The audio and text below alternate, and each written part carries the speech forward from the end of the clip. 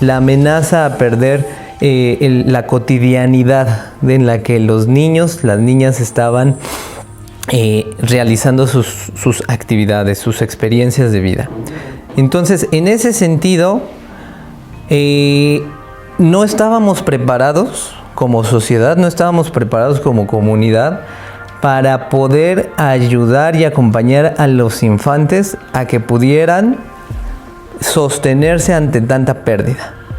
No había cómo, así nos agarró, así. También los adultos perdimos trabajos, perdimos horarios laborales, perdimos economía, perdimos una serie en conjunto que entonces no pudimos en un inicio acompañar a los infantes, acompañar a la infancia en que pudiera soportar todo esto. En ese sentido, con lo que estás preguntando, me parece que fue un caos catastrófico de repente establecer que las niñas, que los niños dejaban de ver a sus compañeros, a sus amigos, a sus maestras. O sea, un niño pasaba aproximadamente 8 horas en la escuela, más o menos. Un niño hace de sus amigos, un niño hace de sus amigos, de sus amigas, una condición de familiaridad.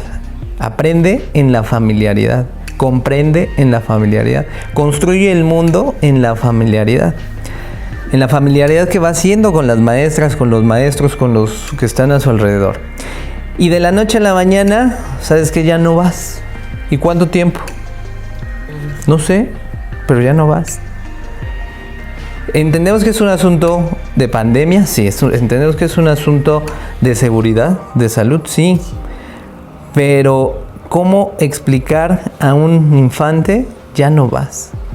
¿Cómo a soportarle la pérdida cuando tú también estás perdiendo? O sea, estás espejeándote, el niño se está espejeando ante pérdidas. O sea, sí. Te lo digo diciendo así, el escalofrío de lo que vivimos. Es que es la realidad en la que estamos viviendo y es lo que se vivió en un principio, ¿no? Tú dices, no podíamos ocuparnos de atender a los niños en el sentido... Y ni siquiera sabíamos. No, pero además, si nosotros ni siquiera nos ocupábamos de nosotros mismos, estabas más bien como ocupado en ver cómo me voy a aislar, cómo voy yo a resguardar a mi familia, cómo voy yo... Y ¿cómo entonces, no contagiarme? En ese nerviosismo, cómo no contagiarme, cómo voy a conservar mi trabajo y ahora cómo se va a modificar y ahora voy a trabajar desde aquí y ahora... O sea, ni siquiera tenías idea. Es más, tenías miedo hasta de los alimentos. Sí. ¿No? Ese porque fue perdón que te interrumpa, pero fue... No, adelante, qué bueno. Un escenario tortuoso. Imagínate pensar... Uno como adulto, ahora imagínate uno como un niño, una niña. Pensar que la cotidianidad te puede enfermar al grado de morir. Así de, vas al súper y no puedes agarrar una lata porque ya estás... Te acabas de contaminar. No sabes si ya te contagiaste. No sabes si ya te... Es así lo más caótico. Es como una novela Es dantesco. Sí, es como un cuento. Si alguien hubiera escrito esto... Hace unos años dirías, no, qué cuento qué novela tan Oye, tan terrible. Qué pesimista el cuate que está escribiendo, qué ¿no? novela puro tan terror terrible. Escribe, sí. Así que vas al súper, que no puedes abrazar, que no puedes saludar, que no puedes respirar sin protección, que no puedes estar en los parques. Es una novela terrorífica. Ahora, sí, la verdad es que sí. Un niño, una niña, cuando la cotidianidad es el contacto, el compartir, el abrazar, el besar, el arrastrarse, o sea, el estar jugando en el suelo. No te arrastres, no toques ese juego. No te lo metas a la boca. No te vayas allá. Sí, no, bueno. O sea, es un escenario que sí, que no estuvimos preparados. Pero bueno, sucedió. Y vamos... Y aquí estamos. Vamos aprendiendo en la marcha. Dijiste algo bien importante. Generalmente es como un lugar común decir los niños son el futuro Y no solamente los gobiernos, los gobernantes, las asociaciones, todos dicen los niños son el futuro, y me parece que sería puntual decir los niños son el presente. Son el presente y son el futuro. Las niñas y los niños son el presente. Son todo. Son el presente, y entonces lo que hagamos hoy va a repercutir hoy.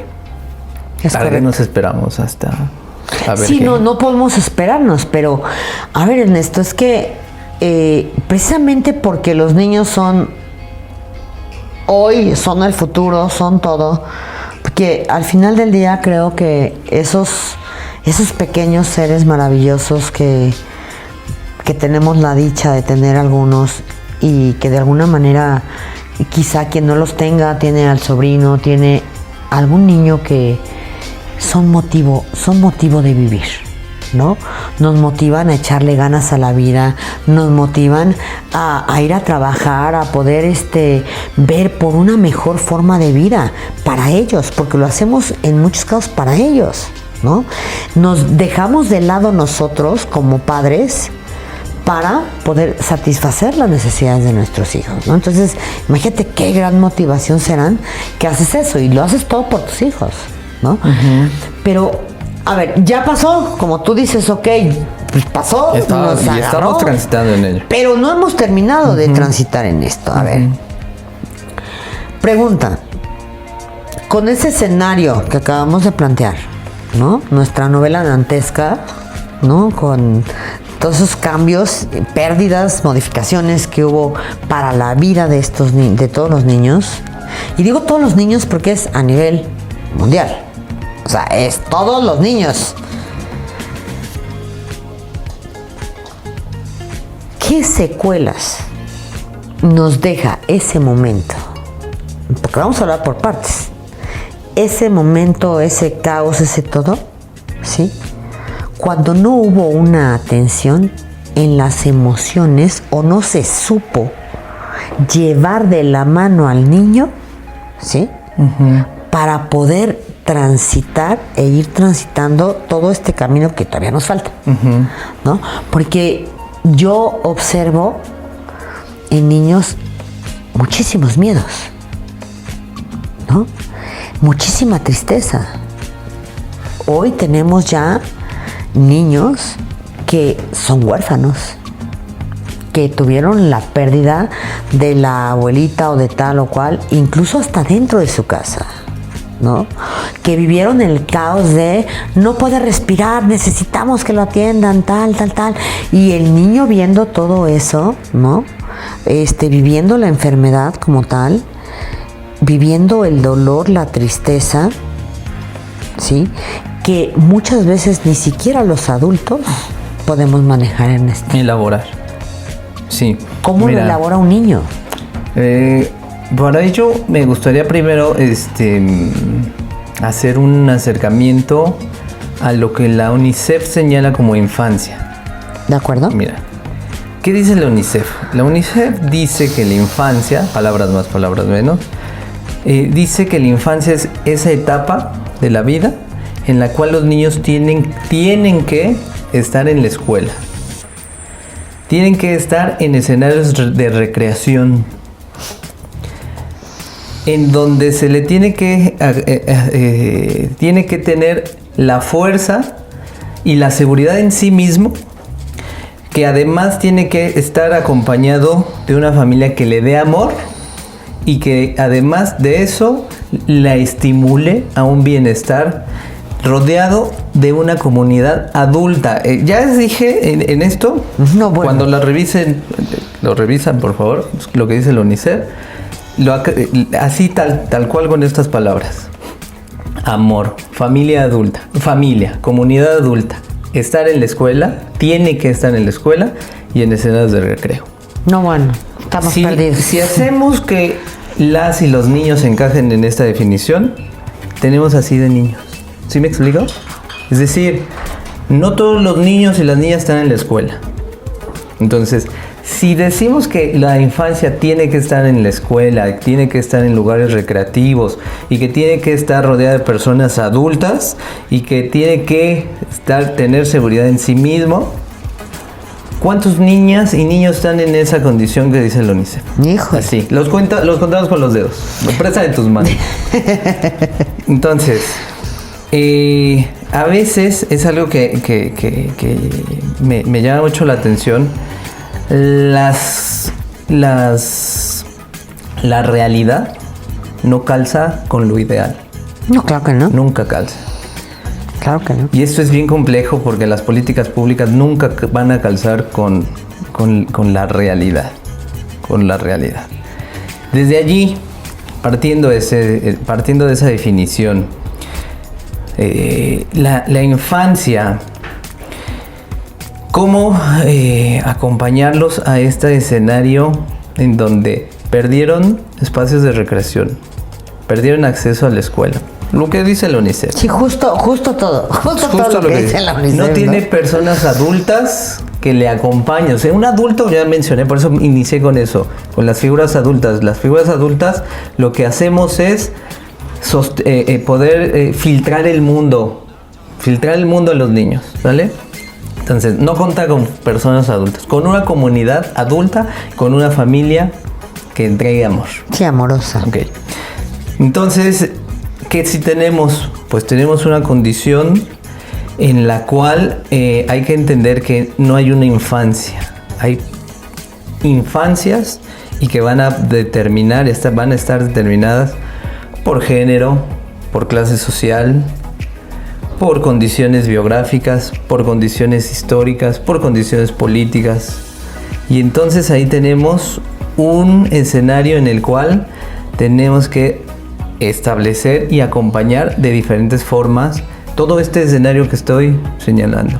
Género, edad, grupo étnico, condiciones de clase, o sea, simplemente la condición, la característica de clase social. Ahí ya te hace que hay niños que pueden tener el goce, o hay infantes que pueden tener el goce de tener un espacio de recreación, y hay quienes no gozan de eso. ¿Sí me explico? Sí, claro. Imagínate, eso es lo que entonces dice la UNICEF de infancia. Híjole, qué fuerte porque tienes razón. Y cuántos realmente viven eso y tienen esas condiciones. Pero bueno, ahora encima de todo, ya perdiste todo. O sea, eso no lo tienes. Perdón, pero hoy no. Por lo menos aquí en México, de todo lo que tú me estás diciendo. No, sin pandemia. Con pandemia, sin pandemia. Con pandemia, sin pandemia. O sea, pero todavía agrégale la pandemia. O sea, todavía agrégale vivir ese caos, esas pérdidas, ese ta. O sea, de por sí estaba pues media terrible la cosa, y ahora pues agrégale otra.